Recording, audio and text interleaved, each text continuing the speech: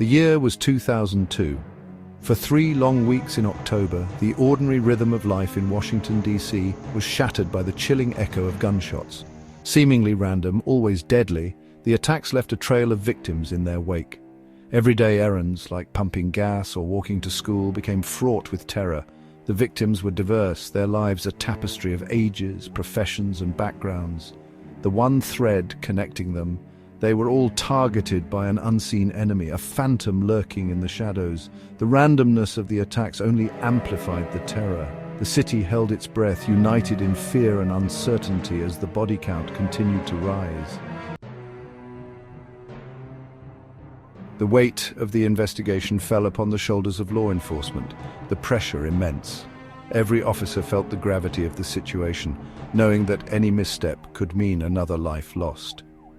Montgomery County, Maryland, Police Chief Charles Moose became the public face of the investigation, his calm demeanor masking the storm of emotions within, his weary eyes reflecting the mounting frustration, the sleepless nights, and the relentless pursuit of a seemingly invisible adversary. The sniper, a ghost in the machine, left no trace, no fingerprints, no witnesses. Early leads ran cold, and the sense of urgency grew with each passing day, each one a cruel whisper of hope, dashed against the rocks of reality. The detectives felt the weight of every dead end, every false lead. Then, a chilling discovery sent a shiver down the spines of investigators. It was a breakthrough they had been desperately seeking. At one of the crime scenes, a tarot card lay amidst the shattered glass and bloodstains. It was an ominous sign, a message from the sniper. The card, the death card, carried a message scrawled in chilling handwriting. "Call me God." It was a taunt, a challenge to the investigators. The investigators were left grasping at straws, trying to make sense of the cryptic clue. Each piece of evidence a puzzle piece that refused to fit, leaving them in a race against time to stop the next attack. Days turned into a week, then 2. The city, once vibrant and full of life, now seemed to be shrouded in a perpetual state of anxiety. The sniper, emboldened by their elusiveness, continued their reign of terror. Each night the shadows grew longer and the fear more palpable. Each gunshot was a hammer blow to the city's psyche, a stark reminder of their vulnerability. The once bustling streets now echoed with silence and dread.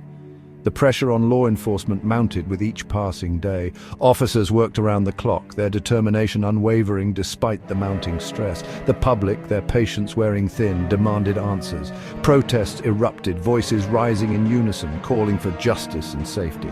The media, fueled by the insatiable hunger for information, scrutinized every move of the investigation.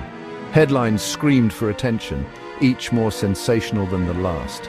Every lead, no matter how insignificant, was meticulously pursued. Detectives left no stone unturned, hoping for a breakthrough. Witnesses were interviewed, their memories probed for any detail, any clue. The smallest recollection could be the key to solving the case.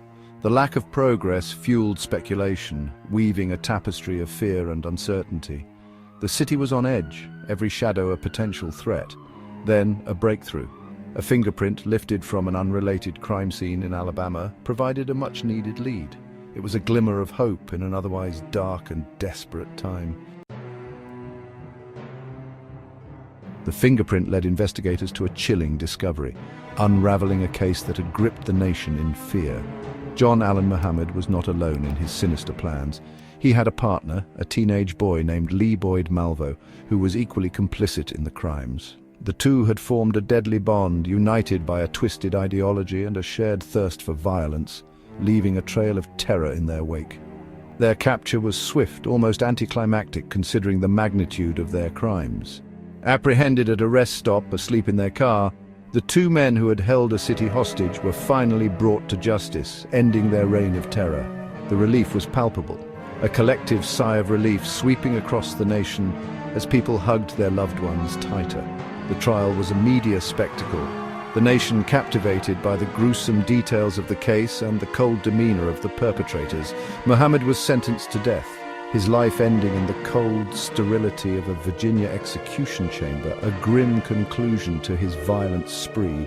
Malvo, the younger of the 2, was spared the death penalty, sentenced to life in prison, left to reflect on his actions for the rest of his days. If you found this story compelling, make sure to subscribe to our channel for more gripping tales and in-depth investigations. Thank you for watching.